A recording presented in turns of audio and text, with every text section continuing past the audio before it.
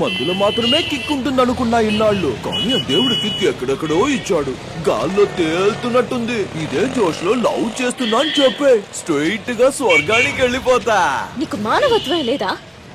ఈ ఏరియా జనాల్ని నువ్వెంత బాధ పెడుతున్నా సరే నీలో ఎక్కడో చోట మంచితనం ఉంది అనుకున్నాను. ఈరోజు అది లేదని తెలిసింది.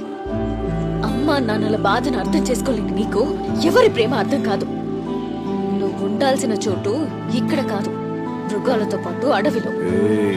ఏంటే ఓవర్ గా మాట్లాడుతున్నావు? లాక్ కొట్టానంటే నేరుగా దేవుడి దగ్గరికి పోతావు ఏంటే? మా నాన్న ఎవడికి నాన్న?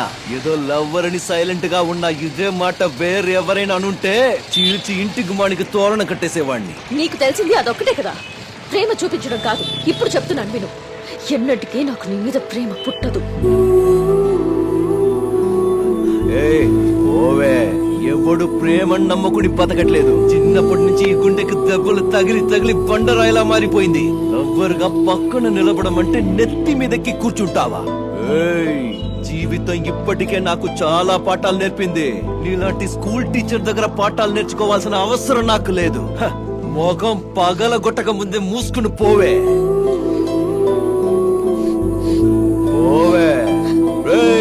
వైరా మామద్దరు, నేను ఎలా డాన్స్ చేస్తానో చూడు.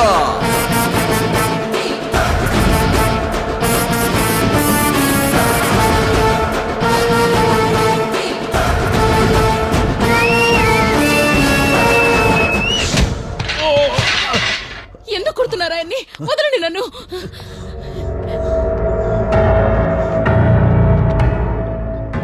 నా గురించి ఏమనుకుంటున్నావురా? ఆఫ్టర్ ఆల్ గవర్నమెంట్ సర్వెంట్ నువ్వు. సూటు బొట్టు వేసుకుని కార్లో వచ్చాడు. రూల్స్ గిల్సు అంటే మోసుకొని వెళ్ళిపోతాడనుకుంటున్నావా? పక్కా కార్పొరేషన్ లోకల్ నా కొడుకు. నేను కార్పొరేట్ స్టైల్లో సూటు వేసుకున్నానంతే. నిన్ను ట్రాన్స్ఫర్ చేయించి అదే ప్లేస్ లో ఇంకొకరిని కూర్చోబెట్టి సంతకం చేయించడం నాకెంతసేపు, కానీ నీ చేతనే సంతకం చేయించాలని డిసైడ్ అయ్యా. చేయించాను. ఎలా చేశానని ఆలోచిస్తున్నావా?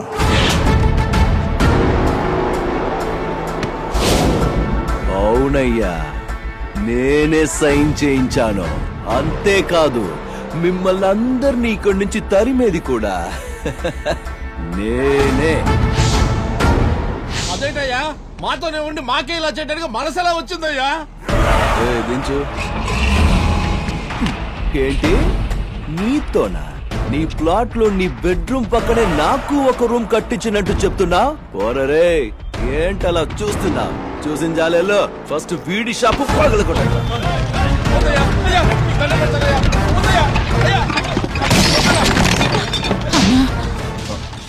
ఏం చెల్లి? నిండు చూడాలని ఇప్పుడు ఖాళీ చేయమంటే ఎక్కడికని వెళ్ళాలన్నా? ఎక్కడికైనా వెళ్ళు చెల్లమ్మా. నీ బిడ్డ ఈ జనం మధ్య ఈ దరిద్రమైన ఏరియాలో పుట్టాలా? నువ్వే చెప్పు. వెళ్ళమ్మా, వెళ్ళు. నువ్వు మా కుటుంబంలో ఒకటి వరకుని నీకోసం ఎంతో చేశాం కదరా. ఏమేం చేశారో కాస్త చెప్పమ్మా. ఏళ్ళది గొప్ప లాడ్ లబక్దాస్ ఫ్యామిలీ, మరి నా కోసం ఏదో చేసేశారంట. వెళ్ళు వెళ్ళు ముసలోడా, పోయా. ఇప్పుడే ఆ ఏరియా జనాన్ని నీ కొడుకు చేతనే ఖాళీ చేస్తాను. చూస్తావా? ఏంటి చూస్తున్నారు? ఖాళీ చేసి వెళ్ళిపోవాలంతే. వాడు పోలీసులతో తరిమేస్తానన్నాడు. రిక్వెస్ట్ చేసి నేనే ఖాళీ చేసి పంపిస్తానని టైం తీసుకున్నాను. నాది కూడా జాలీగుండేనమ్మా. వాడికి జాలీ లేదు. చూడు, రేపు ఆశ్రమం వాడు పెట్టిన కేసు హియరింగ్ అన్ని డాక్యుమెంట్స్ లీగల్ గా ఉన్నాయని నువ్వే వచ్చి సాక్ష్యం చెప్పాలి. నీకు 10 నిమిషాలు టైం ఇస్తున్నా. ఏం నిర్ణయించుకున్నారు అందరూ? ప్రాణాలతో ఉంటే ఎక్కడికైనా వెళ్ళి బతకొచ్చు. ఆలోచించండి అయ్యా. మామా, చెప్పరా వీళ్ళకి, నా మనసు అర్థం చేసుకోవట్లేదు. రేయ్, మీరేంట్రా చూస్తున్నారు? ధ్వంసం చెయ్యండి.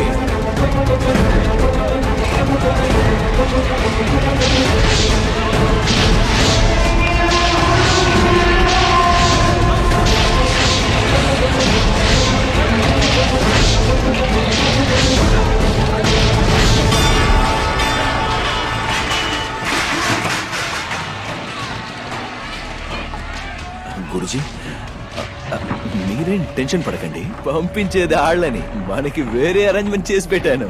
బాబు, ఇప్పటి వరకు నువ్వు చేసింది చాలు. ఇక మా కోసం నువ్వేమీ చెయ్యొద్దు. మేము పిల్లలు ఇంకెప్పుడు నీ కళ్ళకు కనపడం. అయినా నా ఆశ్రమంలో పెరిగిన నువ్వు ఎందుకురా ఇంత మూర్ఖంగా ప్రవర్తిస్తున్నావు?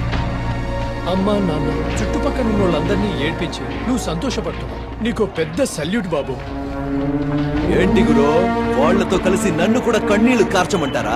చిన్నప్పటి నుంచి నాకు జరిగిన అన్యాయాన్ని మర్చిపోలేదు. సంతోషపడక వాళ్ళ చేసిన మోసానికి ఇంకేం చెయ్యమంటావు? వాళ్ళందరినీ గుండెల్లో పెట్టుకుని పూజ చేయమంటావా? ఎవరిదిరా మోసం? నీకోసం వాళ్ళు పెళ్లి చేసుకోవడమా? నా కోసం కాదయ్యా, వాళ్ళు వాళ్ళ సంతోషం కోసం చేసుకున్నారు. నోర్మై చాలు. నీకు జీవితం ఇవ్వాలని మీ అమ్మ పెళ్లి చేసుకుంది, కానీ ఆవిడకి ఎలాంటి స్వార్థమూ లేదురా. అది అర్థం చేసుకోకుండా ఇల్లు వదిలిపోయింది నువ్వు. ప్రపంచంలో ఎంతో మంది పిల్లలు అమ్మా నాన్నలకు పారవై వీధిన పడ్డారు తెలుసా?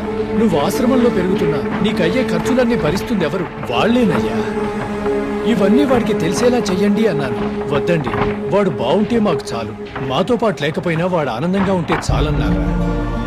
నీకు డబ్బు అవసరమైనప్పుడు నువ్వు రోజు ఇబ్బంది పెడుతున్నా వీడు మన బిడ్డే అనుకొని రోజువారీ కూలీలైనా తాము సంపాదించి కూడబెట్టి డబ్బులిచ్చింది ఈ గతిలేని జనాలేనా? ఏంటి, నన్ను పెంచింది వాళ్ళ? నన్ను మోసం చేశారు కాబట్టి ఆ పశ్చాత్తాపం కోసమే చేసి ఉంటారు. ఇంకా ఈ ఏరియా జనం అంటారా? ఇక్కడ కాపలా కాసేవాడు కావాలిగా, దానికోసం చేసి ఉంటారు. ఏం నిర్ణయించుకున్నావు?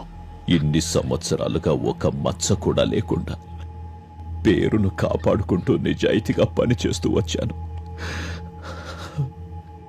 ప్రాణం పోయినా నేను దీనికి ఒప్పుకోను. నాకు తెలుసు నీకు నీ ప్రాణం మీద ఏమాత్రం ఆశ లేదని.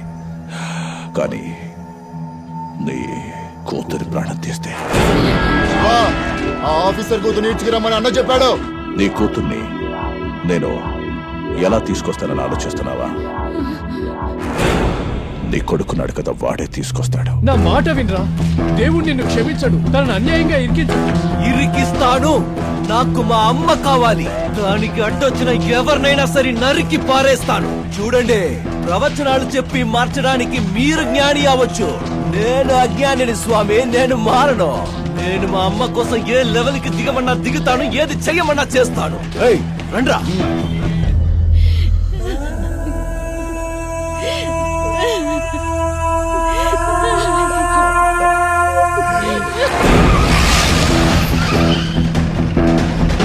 మీ అందరికీ వాడి మీద ఉన్నంత ప్రేమ వాడికి మీ మీద లేదు. లేదని మీరెలా చెప్పగలుగుతున్నారు? వాడు మొరటోడు కావచ్చు, కానీ కసాయి వాడు మాత్రం కాదు. అది కాదు, నా మాట విను. ప్లీజ్, నాకు నమ్మకం ఉంది.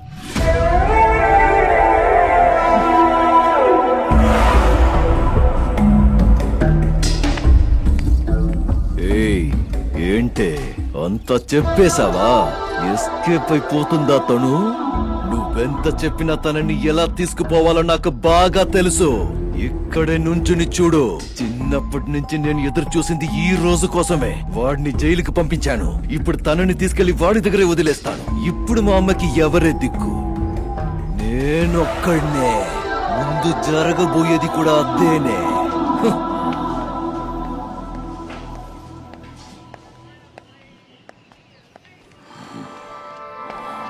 చెల్లమ్మా, ఎక్కడెక్కడ వెతికానో తెలుసామా నిన్ను? ఏంటమ్మా అలా ఉన్నావు? ఓహో, ఈ అన్నయ్యని చూసి షాక్ అయ్యావా? లేదని. ప్రతి ఏడాది 2 రోజుల ముందే రాఖీ కట్టడానికి వచ్చేదానివి. ఈ ఏడాది అన్నయ్యని మర్చిపోయావా? అది మర్చిపోలేదుగా. ఈ అన్నయ్యని మర్చిపోలేదు కదా? ఓ, కట్టడానికి రాఖీ లేదా? నేను తీసుకొచ్చాను. ఇదిగో తీసుకో.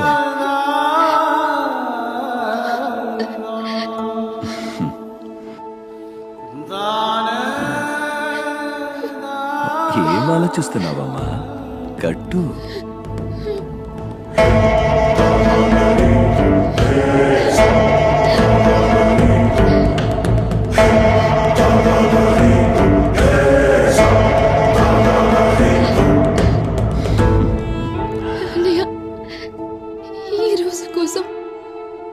సంవత్సరాలుగా ఎదురు చూసానో తెలుసా? సంతోషంగా ఉందమ్మా, సంతోషంగా ఉంది. చెల్లి రాఖీ కడితే అన్నయ్య ఆ చెల్లెలికి గిఫ్ట్ ఇవ్వడం అనేది మన సంప్రదాయం అమ్మా. కానీ నా చెల్లెలికి ఏం గిఫ్ట్ ఇవ్వాలమ్మా నేను? పర్వాలేదన్నయ్య. హే, అలా అనకూడదమ్మా. నువ్వు ఫస్ట్ టైం రాఖీ కట్టావు, లైఫ్ లాంగ్ గుర్తుంటుంది. అలాగే నువ్వు లైఫ్ లాంగ్ గుర్తు పెట్టుకునేలా ఒక గిఫ్ట్ ఇవ్వాలి. నాతో అంటే ఈ అన్నయ్యతో వస్తావు కదమ్మా? సరే అన్నయ్య, వస్తాను. మరి రామా రా.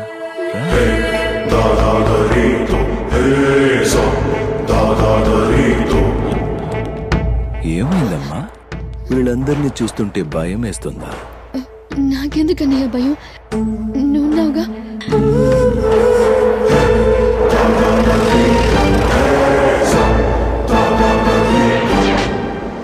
ఈ రోజు మీ ఎంగేజ్మెంట్ పెట్టుకుని ఇక్కడికి వచ్చారు కదా, అందుకే.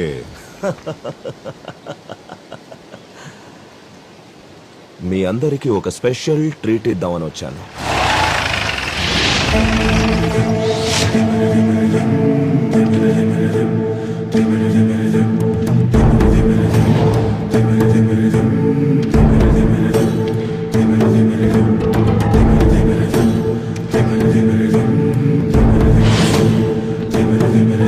శివ మై డార్లింగ్, అందరూ తన వాళ్ళ కోసం పనిచేస్తే నువ్వు తన వాళ్ళని కూడా లెక్క చేయకుండా పనిచేస్తావు.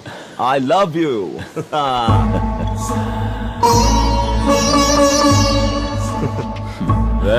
తీసుకురండి రా.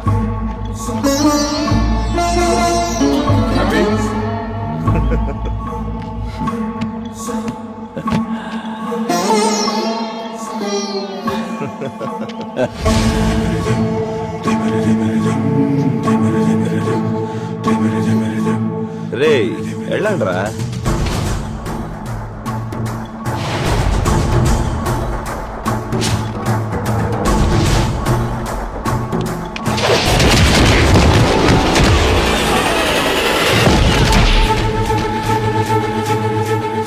ఇంకా చెయ్యాల్సిన పని చాలా ఉంది.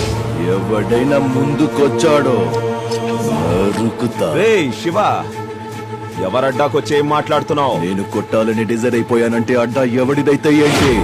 అడ్డంగా ఎవడొచ్చినా సరే తొక్కేసి కాలు మీద కాలేసుకుని మీసం తిప్పుతా. ఏంట్రా టోనే చేంజ్ అయింది? ఒక టోన్ మాత్రమే కాదురా, అక్కడ కూర్చునుంది కదా తను నా ఎంటైర్ క్యారెక్టర్ నే మార్చేసింది. హ, నేనెంత ఇడియట్ లోఫర్ పాపిని వర్స్ట్ నా కొడుకునంటే నన్ను కాళ్ళకేసుకున్న చెప్పులు వదిలే చోట కూడా కూర్చోపెట్టకూడదు. అలాంటిది నా కాళ్ల మీద పడి ఏమందో తెలుసా? ఆశీర్వదించన్నయ్యా అంది.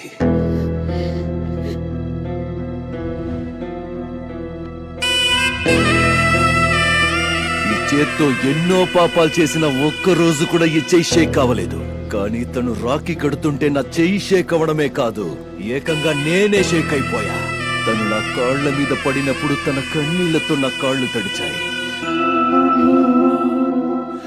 నా తలకెక్కిన పొగరంతా తన కన్నీటితో కడిగి పారేసింది.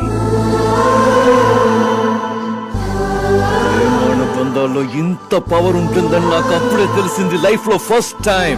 వింటున్నావా? లైఫ్ లో ఫస్ట్ టైం డబ్బు కంటే ప్రేమకే పవర్ ఉందనిపించింది.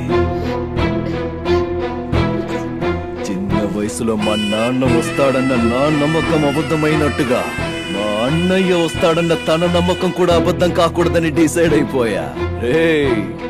నేను మోసం చేస్తున్నానని తెలిసి కూడా నేను పిలిచిన వెంటనే ఒక్క మాట కూడా మాట్లాడకుండా మా అన్నయ్యని వచ్చింది కదా, ఆ నమ్మకాన్ని మోసం చెయ్యకూడదని ఫిక్స్ అయిపోయా.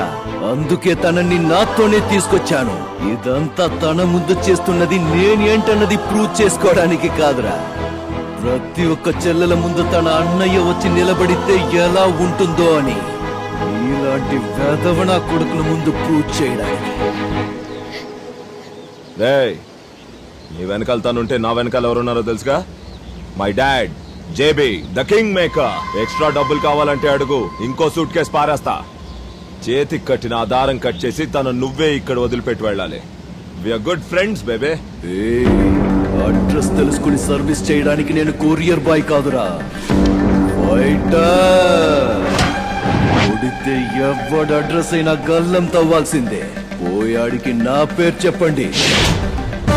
చేసేదంతా చూస్తూ సైలెంట్ గా ఉండడానికి ఆ శివుడి ముందున్న నందిని కాదురా, ఆ దుర్గమ్మను మోసుకు తిరిగే సింహాన్ని. వాడికున్న పవర్ అంతా యూజ్ చేయని, వాడికున్న జనాన్ని యూజ్ చేయని, లేదా వాడికి ఏదైనా ఎక్కడా ఇక్కడ దమ్ము కాని ఉంటే అది కూడా యూజ్ చేసినా సరే, ఐఎమ్ రెడీ టు ఫేస్. ఒక్కడనే వస్తా, చూసింది తలకెక్కే లోపు అంతా ఫినిష్ చేసుకుని అక్కడి నుంచి వెళ్ళిపోతానంతే. బచ్చాగాళ్ళు సింపుల్ గా ఒక్కడిచ్చినందుకే లేవకుండా పడుకున్నారు. నేను సీరియస్ గా కొడితే స్ట్రైట్ గా కాటికే. రేయ్, ఏంట్రా చూస్తూ నించున్నారు? ఒకరు నింపుకొని పంజా విసరడానికి వచ్చిన ఆ సింహాన్ని చీల్చి సముద్రంలో పారేయండి.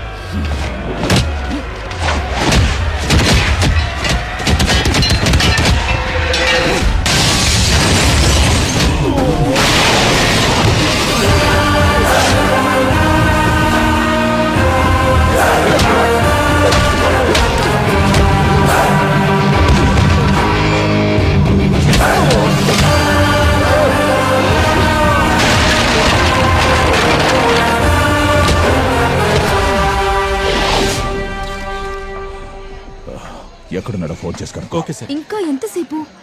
వచ్చేస్తాడమ్మా. వచ్చేస్తున్నాడు. On the way.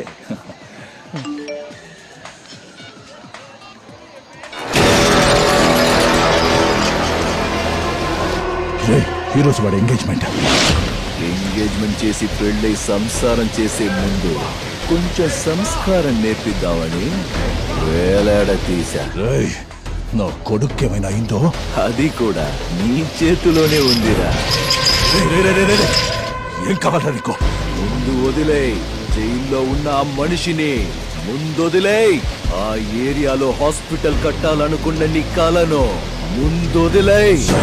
వదిలేమని చెప్తాను, ఇప్పుడే వదిలేమని చెప్తాను. నా కొడుకుని మాత్రం వదిలిపెట్టు. నేను నా నీడను కూడా నమ్మనురా. నీలాంటి కంత్రిగాడిని ఎలా నమ్ముతాను? మూసుకుని ఇప్పుడే నువ్వు వెళ్ళి ఆయన్ని రిలీజ్ చేయించు. నువ్వు చూస్తున్నావుగా నీ కొడుకుని, నాకు కూడా ఆయన్ని చూపించు. వెళ్తున్నా. బండి తీరా, త్వరగా పోలీస్ స్టేషన్ పోనీ.